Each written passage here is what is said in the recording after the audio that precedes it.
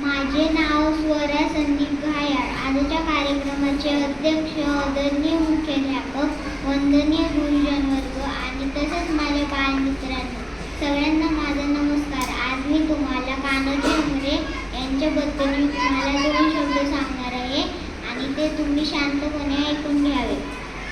कान्होजी आंग्रे यांचा जन्म इसवी 1669 मध्ये रत्नागिरी जिल्ह्यातील हरणे या गावी झाला. ते आंग्रे घराण्यातील सर्वात कर्तबगार पुरुष होते. तसेच आंग्रे घराण्याचे खरे संस्थापक होते.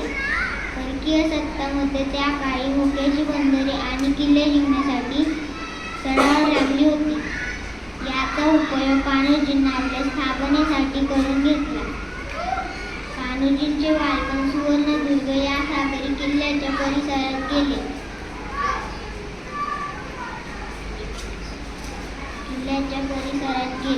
कान्होजींना लहानपणापासूनच सागरी सफारींची आणि साहसी मोहिमांची खूप आवड होती.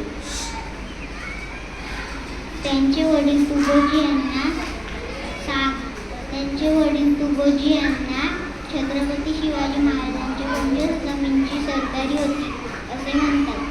कान्होजींच्या काळात त्यांनी ब्रिटिश सत्तांना सागरी किनाऱ्यावर मोठे आव्हान निर्माण केले होते. ब्रिटिश आणि पोर्तुगीज आरमाराचे त्यात प्रचंड नुकसान झाले होते. छत्रपती राजारामांनी त्यांची कामगिरी पाहून त्यास सरखेल अभिताप दिला. 1696 मध्ये त्यांनी कुलाबा जिंकून ते आपले मुख्य ठाणे केले. कर्तृत्व, पराक्रम आणि निष्ठा त्यांना जणू पारंपरिकच लागली होती.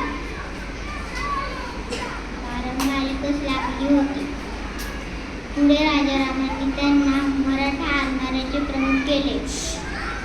17व्या शतकाच्या अखेरीस कान्होजींनी अलिबाग या गावाची स्थापना केली. तसेच अलिबागी रुपये या नावाने चांदीची नाणी चलनात आणली. समुद्रात जाणाऱ्या येणाऱ्या